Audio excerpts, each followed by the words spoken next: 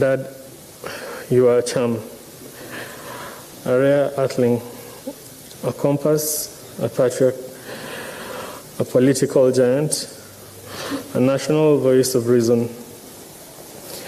God giveth and he taketh, and from us you he called. We shall strive as your children to burgeon your legacy. I remember you asking when I'll be done with my master's during the 2017 elections. And I said, probably this year. Your authoritative response was, you have to graduate this year. And I did.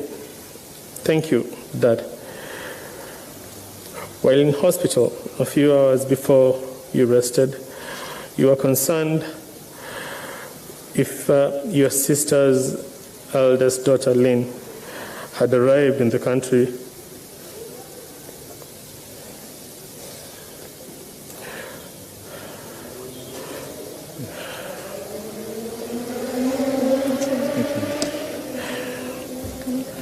It's okay.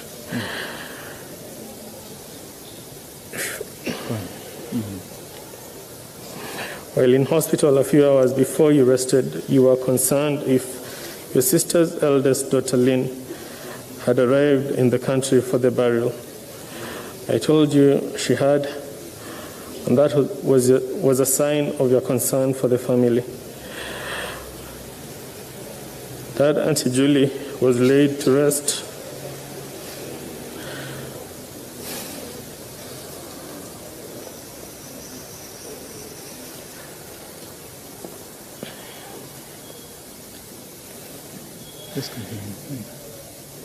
Auntie Julie was laid to...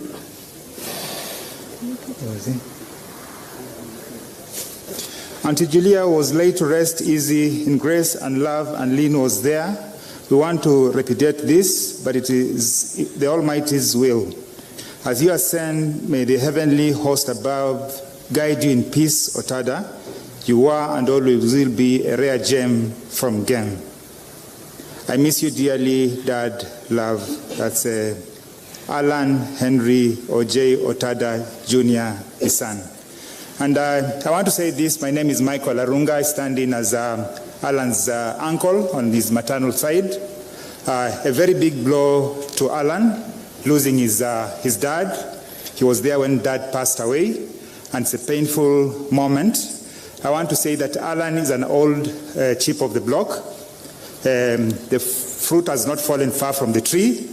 I've seen Alan grow. Alan has been extremely close to the dad. I want to say this to Alan. Please be strong. Yeah, we know how Dad was. Pick up the mantle. Alan has the grace of the dad. He has the drive of the dad, a bit of arrogance. Sometimes scenarios like this can be very emotive. But even as you lay Dad to rest, I encourage you to pick this up, Alan, and be able to drive the agenda of your dad. God bless you all. Thank you, and just be strong. Be strong, Alan. Linda and Sammy.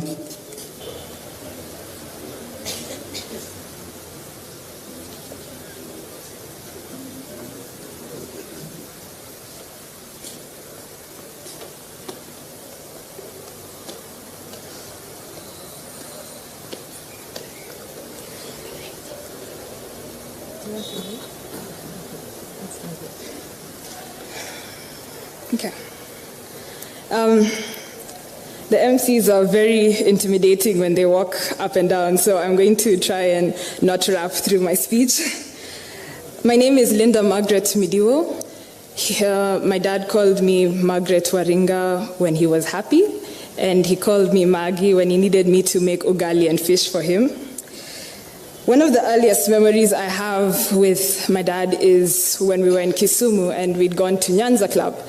And if you've been to Nyanza Club, you know that those swimming pools always lacked tiles. And one time you're just walking into the water, next time you come up, you're bleeding on your feet and you don't know how it happened. And so being the stubborn child I was, I decided not to swim and just walk along the pool. Now, for those of you who didn't know, my dad was a great swimmer, and I'm happy because I took after him. And so, as I was walking along when he was swimming, I turned away for 2 seconds, and the next thing I knew, I was submerged in the water. He'd thrown me in the pool. And I remember not being scared. I remember when he pulled me out, I was laughing, I was hysterical. And fast forward, I became a national swimmer. And every time I swim, I think of that incident. I spent the past few weeks in confusion because it happened so suddenly and I didn't understand why it happened. But one thing I've realized, my dad left me confused 90% of the time. For example, when he'd come for swimming galas or sports days, he would always come late. And he'd come either during the awards ceremony or during events.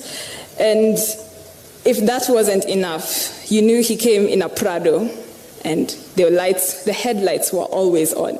So we all saw him drive in. But to make matters worse, it was as if it was planned by whichever teacher was on duty. They'd start to announce, yes, we would like to welcome Honorable Jakoyo Midiwo, a parent to one of our very good students, as if we didn't just watch him drive in. And so it was very confusing for me because all this, attention, I was just not used to it. But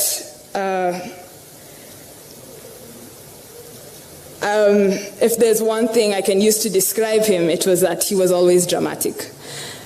24/7, very dramatic. And a lot of the family members have told me I am also dramatic, so I'm glad I take after him. There are many stories I can share with you about my dad, both positive and negative, because if you knew him, my dad was a very stubborn and complicated man. It was either his way or the highway, and that was final. He was more invested in education, and I was and still are invested in the arts. It took him a long time to accept that his eldest daughter wanted to do something as unconventional as acting. But I remember making a vow that one day I would prove him wrong and show him that his views on the arts was outdated. I think what breaks my heart the most is the knowledge that I won't be able to see his face once I succeed in my field. But if I can become a politician for 2 seconds, this is not a sign for us to give up. It's not a sign for us to stop moving forward.